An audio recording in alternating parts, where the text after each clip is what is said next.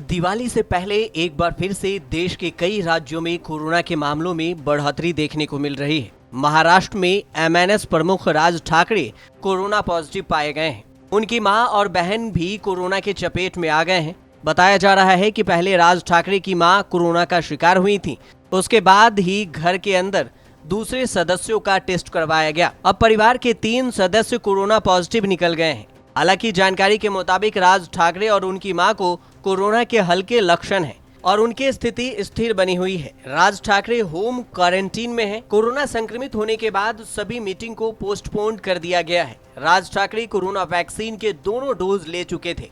Raj Thackeray mask न पहनने को लेकर भी अक्सर चर्चाओं में रहे हैं। इस साल फरवरी में शिवाजी पार्क में आयोजित मराठी भाषा दिवस के कार्यक्रम में राज ठाकरे ने कोरोना के खतरे के बावजूद बिना मास्क के ही पहुंच गए थे।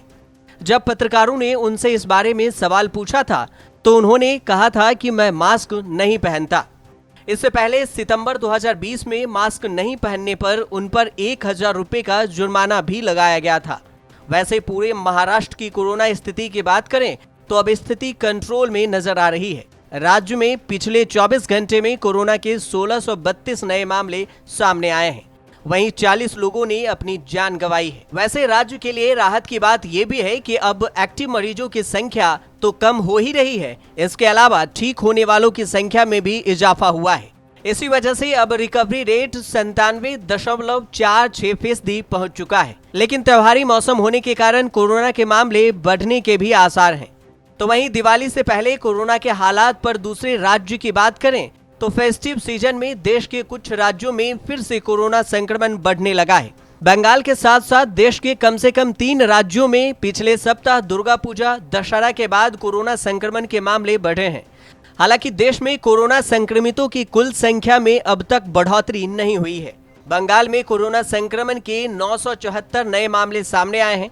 राज्य में इस साल 10 जुलाई के बाद से 3 महीनों में सबसे अधिक मामले दर्ज किए गए हैं। पिछले 4 दिनों में बंगाल में डेली केस की संख्या 800 से अधिक हो गई है। इस सप्ताह मामलों में वृद्धि वाले अन्य 2 राज्य असम और हिमाचल प्रदेश हैं। असम में पिछले 7 दिनों में नए मामलों में 50.4% की बढ़ोतरी हुई है।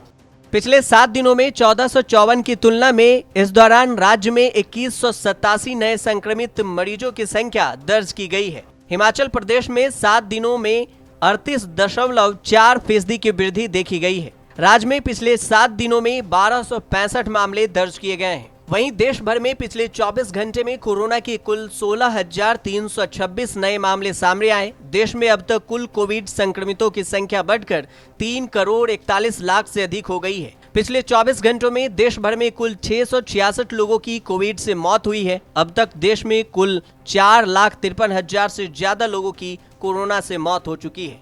देश भर में त्योहारी मौसम को देखते हुए सरकार और एक्सपर्ट ने कोरोना से बचने के लिए चेतावनी भी दी है। साथ में मास्क और सोशल डिस्टेंसिंग के नियमों को पालन करने के लिए भी कहा है। आशंका जताई जा रही है कि त्योहारों को लेकर आने वाले कुछ महीनों में कोरोना केस में बढ़ोतरी हो सकती है। ब्यूरो रिपोर्ट, न्यूज तक।